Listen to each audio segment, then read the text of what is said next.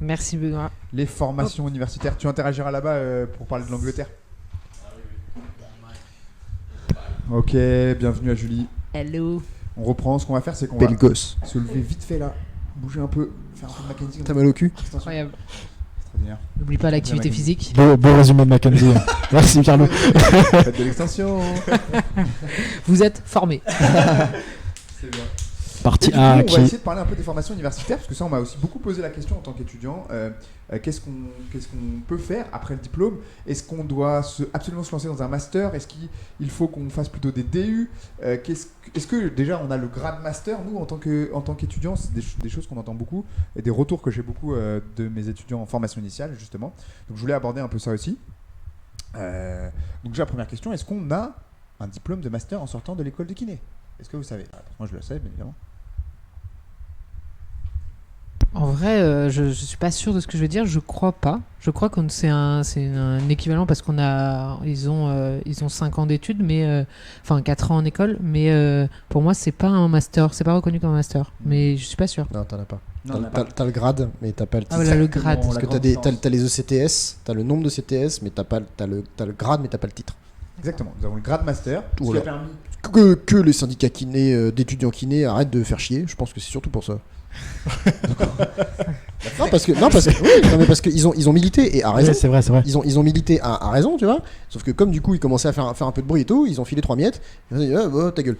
Et du coup ils ont eu le grade mais pas le titre. Et du coup Ouais, mais c'est tranquille. Ça non mais c'est super intéressant. La Ça FNAC reste super intéressant. Pour le coup, une asso très, très dynamique. Ah il y a aucun problème avec ça. Beaucoup la fenêtre, c'est pas de soucis. Et du coup comme ça ouais, très intéressant, très intéressant. Bah, du coup, nous avons le grade, pas le diplôme. Du coup, on a un grade qui a permis peut-être une petite augmentation à Jules Durand en salariat. Merci au Ségur. avec le Ségur de la santé, hein. T'as pris ouais. combien? 200, 300 Énorme. boules? Ah mais si c'était autant, ce serait bien. Combien? Non, je crois que c'était. Alors je sais plus parce que ça fait un petit moment, mais je crois que c'était genre 2 fois 100 €, je crois. Oh c'est indécent. Ouais, c'est pas énorme. Ouais. C'est pas énorme. Tu changes ton Ce contrat. n'est Hein. pas pour ça que je vais vous amener vers le salariat en tout cas. Tout à fait. Du coup, on est Ce qui est un problème d'ailleurs. 4 ici à avoir fait le même master. Nous, il y a en 2020 ou en 2021. T'as peu tard, ouais. ça, toi? Ouais. Ah oui. Mais je t'ai vu, Guillaume, je te faisais coucou comme ça et tu ne me regardais pas. C'est vrai? Mais- Oh merde. Mon dieu. Et du coup, moi, la question que j'ai envie de vous poser, c'est peut-être témoigner. Qu'est-ce qui vous a poussé à faire un master en fait finalement? Qu'est-ce qui vous a encouragé à vous dire ok, il faut que j'aille en master? C'est toi, Pierre-Loup. Ah, mais ça, moi, je t'ai beaucoup poussé à le faire. Non, je voulais depuis un temps de faire le master mais vraiment, ça m'a challengé que tu le fasses et j'avoue que je voulais un master et je voulais un peu plus être dans la recherche, dans le raisonnement clinique et dans savoir lire des articles et pouvoir les comprendre un peu mieux. Okay, D'où le master de ce master Ça là. fait partie donc, des qualités du master qu'on a vu, c'est qu'il y a tout un module autour de la lecture critique d'articles justement. C'est ce qui nous a permis aussi peut-être après d'être un peu plus capable dans l'auto-formation. Moi, personnellement, je pense que je savais pas trop dans quoi je m'engageais. C'était justement pour combler ce gap dont on a parlé tout à l'heure. Mais je sentais que j'avais des lacunes. J'avais l'impression, en tout cas, qu'il fallait au moins que je me conforte, je me donne confiance dans ma pratique. Et donc, je suis partie sur un master. Et surtout aussi, j'ai pensé au futur avec l'enseignement. Parce que j'entendais dire de plus en plus qu'il fallait un master pour pouvoir enseigner. Et donc, étant donné que je voulais enseigner en formation initiale, je précise dans les IFMK, du coup, je me suis dit qu'il me fallait un master. Et donc, je suis partie là-dessus. Et en fait, j'avais ces attentes-là et ça m'a apporté bien d'autres choses. Et on en parlera après. Ouais, on pourra peut-être un peu plus tard. Toi, quelles étaient les motivations? Ça, je pense que ça peut s'apparenter à Julie, parce que j'ai toujours eu une appétence pour la formation. Et je me suis dit qu'à un moment donné, ça allait pouvoir être intéressant. Mais je pense que plus profondément, tu vois, si on sonde un peu plus profondément, j'avais un profond problème de comparaison. Avec d'autres gens qui ont des masters? Ouais, tu vois, j'allais en congrès. Putain, je suis nul, moi. Oui. Non, mais fondamentalement, tu sais, c'est le sentiment de de non-reconnaissance, d'invalidation. Ouais, Tu vas en congrès, et c'est débile parce que toi, ça fait 1, 2 ans, 3 ans que tu es diplômé. En congrès, tu vois des mecs qui font ça depuis 15, 20 ans, ils ont genre 3 PhD. Toi, tu es là, tu sors, tu te sens. Mais je faisais des dépressions après les congrès. Hein. Je me sentais comme une sous-merde. Ouais, je vois très bien. Et voilà, et donc j'en ai eu marre de sentir ça. Du coup, je dis, vas-y, je vais y aller, moi. Voilà, j'en ai marre. J'en ai marre de me sentir comme une merde. Ça n'a pas changé grand-chose, spoiler. Tu te sens toujours comme une merde. Comment ? Tu te sens toujours comme une merde. Oui, mais je l'ai accepté. C'est déjà un bel effort quand même. Voilà. Ouais. C'est que maintenant, j'essaie d'être moins pire. C'est pas mal, c'est pas mal. Et c'était aussi le côté pouvoir peut-être améliorer des compétences en lecture critique d'articles, en pas forcément en raisonnement clinique, parce que je pense que le raisonnement clinique, c'est pas un truc qui se fait à l'université. C'est pas... Ça, c'est personnel. D'accord. Ok. Attends, vas-y, rebondis là-dessus si tu veux. Benoît qui est pas d'accord. C'est bien ça. Le désaccord crée le débat. Exactement. Moi, je dirais même l'inverse. J'ai l'impression c'est là où on va apprendre tout le raisonnement clinique et on peut être super large dans des formations qui vont prendre beaucoup de temps et donc aussi avec très peu d'intérêt d'une formation par rapport à une autre, où on va pouvoir vraiment prendre le temps d'aller approfondir chaque sujet, avoir une vision vraiment globale plutôt que d'avoir fait une formation, partir là-dedans et une seule vision de l'ensemble du trouble musculo-squelettique. Donc pour moi, au contraire, l'université ou le master, c'est l'endroit où on essaye de faire du raisonnement clinique et avoir cette vision générale en prenant du temps de chaque concept qui vont être développés. Ouais. Okay. Pour donner mon avis sur ce sujet-là, je sais pas si j'ai vu que tu voulais rebondir peut-être. Non, bah après, je vais te laisser parler, mais je dirais que ça dépend aussi du master, hein, parce que les masters ne sont pas forcément ouverts qu'aux kinés. Il y a beaucoup de masters, c'est beaucoup de professions, et du coup, de ce fait, ils ouvrent la vision à toutes les professions médicales qu'ils visent, et dans ces cas-là, ils sont beaucoup moins spécifiques, et ce qui fait qu'on est moins spécifique justement dans le champ kiné, et donc peut-être moins dans ce raisonnement-là. Alors que certains masters, et je pense aux nôtres, sont plus spécifiques à notre profession, et du coup, à ce raisonnement-là. Ouais. Il y a une petite question aussi qui est intéressante de je sais plus qu'est-ce qu'il l'a posé. Est-ce qu'en France on peut sortir directement un doctorat après la formation initiale ? Du coup non. Il faut un diplôme de master. Voilà. Et du coup si vous voulez, c'est peut-être une des raisons pour lesquelles vous pouvez vous orienter vers un master, c'est si vous avez cette volonté d'aller faire une thèse après. Ça peut être c'est un checkpoint obligatoire dans tous les cas pour la thèse, donc ça peut être une des raisons. Ce qui m'a poussé moi pour me donner rebondir avec ça, c'était la sensation que justement moi je rejoins assez Benoît. Alors je savais pas exactement comment l'attendre, mais c'était la sensation que j'avais beaucoup à apprendre sur la manière de raisonner autour des prises en charge, et j'avais l'impression que le master pouvait m'offrir ça. En fait, je suis un peu entre vous deux. Je suis pas sûr que le master m'ait offert un bon raisonnement clinique entre guillemets, mais je pense que le niveau master français est un bon niveau de raisonnement humain en fait, plus que raisonnement clinique. Et du coup, j'ai l'impression que moi ça m'a plus permis de développer un meilleur raisonnement d'humain, une capacité à gérer un peu mieux mes biais, une capacité à mieux analyser les situations qui sont autour de moi, que j'ai pu appliquer correctement en clinique. Mais j'ai l'impression que c'était un truc que j'aurais peut-être pu atteindre si j'avais fait même un master, je sais pas, en droit ou en autre chose. Ou voilà, c'est l'avis que j'ai a posteriori maintenant, c'est ça. Et la deuxième raison pour laquelle j'avais fait ce master, c'était aussi l'enseignement, et où on pressentait, alors ça commence à être présent, mais on pressentait déjà que pour être enseignant, il allait falloir avoir un master, ce qui commence à arriver tranquillement dans certains instituts où ça devient demandé, quoi. Mais c'est pas dans les textes. C'est pas dans les textes, mais je pense que ça le deviendra potentiellement un moment. Ouais, mais du coup, en fait, c'est les gens qui décident ce qu'ils veulent. Ouais, tout à fait. Tu sais ce que ça m'a apporté, moi, ce master ? Vas-y, dis-moi tout. Des rencontres. Des amis. Oh là là, c'est trop mignon. C'est vrai. Pas moi, non. Mais non, je me souviens plus de lui. C'est pas grave. Il était pas là. Ça m'a rajouté 2 ans de psychanalyse. Mais... Ok. Du coup, il y a un point important maintenant qu'on a discuté un peu de nos motivations, ce qui peut si on résume un peu, c'est checkpoint pour la thèse. Ça semble de plus en plus intéressant dans une vision de l'enseignement. Moi, c'était vraiment un truc acquérir de la, vraiment de la confidence en anglais, putain. La confiance et de la. Je ne connais pas le mot français. On l'accepte. Comment tu dis en français ? J'avoue, c'était terrible. Trou du cul. J'avais plus le mot, mec, c'était terrible. Donc, acquérir de la confiance et de la légitimité, c'est aussi ça face aux étudiants, le master. Je sais plus ce que je disais, voilà, à cause de vous. Oui, maintenant la question c'est où faire un master, parce que finalement il y a plein de masters, un paysage de master en France qui est immense, et à quoi on a accès, à quoi on a le droit, ça c'est des questions aussi que j'ai recherché un petit peu. Et finalement, ce qu'on voit, c'est qu'on a accès à peu près à tout. On peut aller dans des masters qui sont sur de la science sociale, avec les sciences de l'éducation, la pédagogie, les choses comme ça. On peut aller sur des masters beaucoup plus mécaniques, avec des études sur la biomécanique, des masters sur la biomécanique. On peut aller sur des trucs qui sont plus cliniques. Donc comme nous, on a fait, notre master à nous est vraiment orienté clinique. Il y a 2 grands modules. C'est le module d'expertise clinique dans toutes les pathologies musculo-squelettiques et le module de lecture critique d'articles.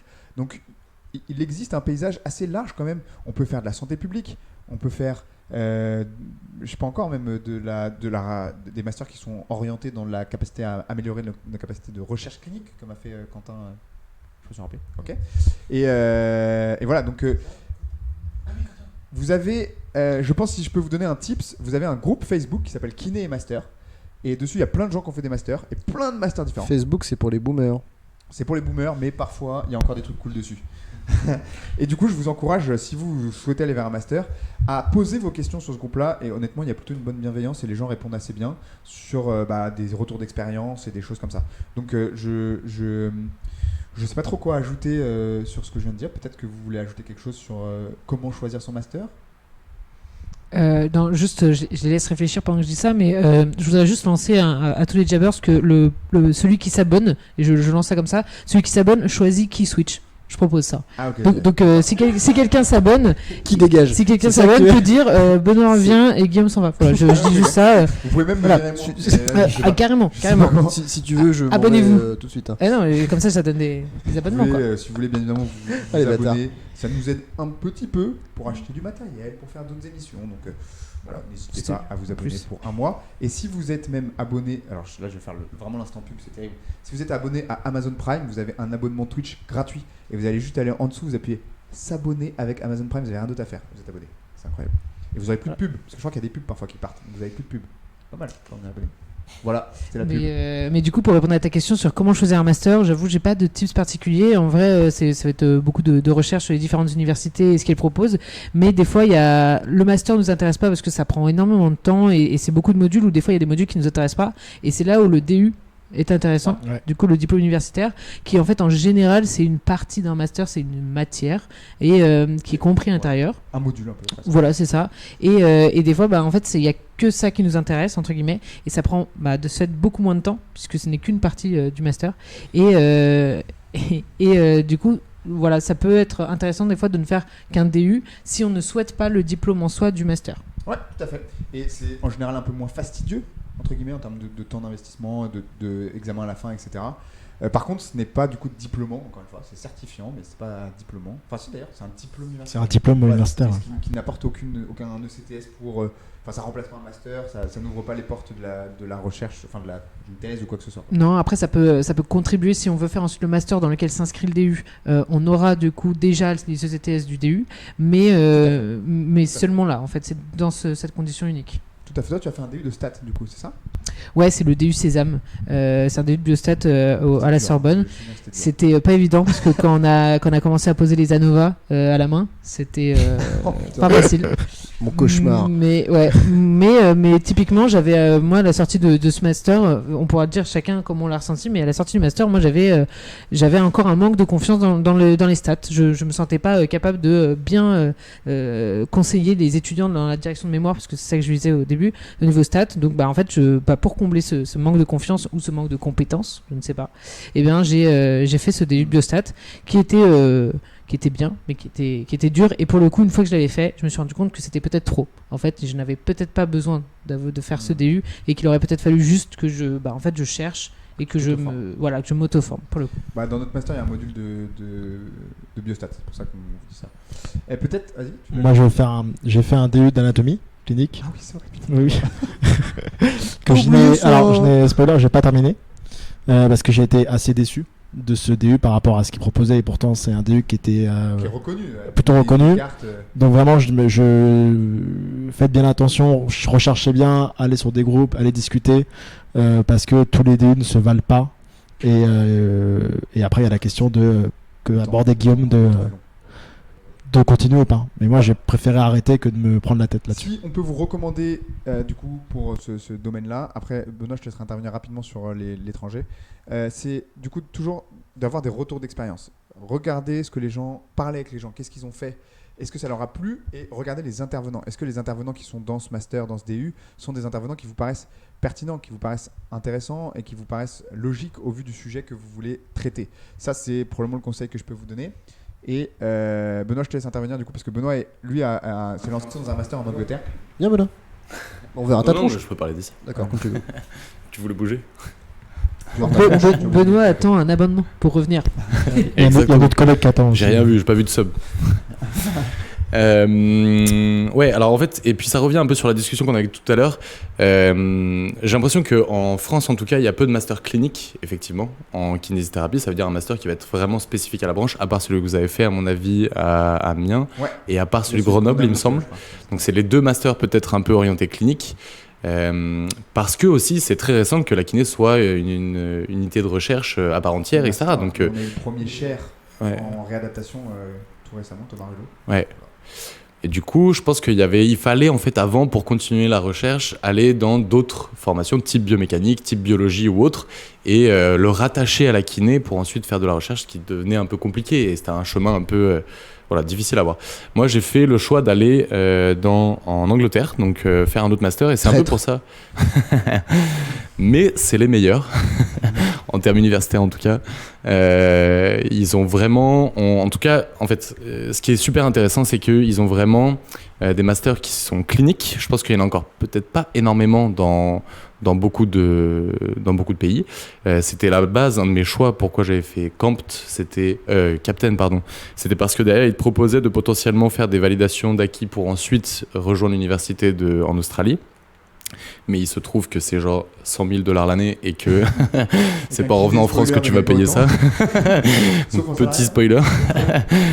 Donc c'est là où au bout d'un moment j'ai commencé à me dire ça va pas être possible financièrement, et où j'ai vu donc ces masters en Angleterre, il y en a aussi d'autres un peu ailleurs, et avec cette volonté que ça soit très clinique. Donc celui que je fais en Angleterre est extrêmement clinique, et donc c'est là où peut-être qu'effectivement spécifiquement au master que je fais, on peut aborder toutes ces questions de raisonnement et cette vision générale de la kiné en musculo-squelettique, parce qu'il est très spécifique là-dessus. Ouais. Alors, il faut savoir que l'engagement des masters en Angleterre n'est pas du tout le même que celui en France. Ouais. En temps, dans les modules, en nombre de modules et en prix aussi. Ouais. Donc voilà. Après, je pense que le niveau atteint est autrement supérieur à celui de nos masters. Ce qui est très... En kiné, ouais. Ce qui est très intéressant, c'est qu'on a vraiment que des PhD, des profs qui sont tous experts dans leur domaine, et on va avoir des intervenants extérieurs qui vont tous être vraiment experts dans leur domaine, dans la recherche, dans la publication, etc.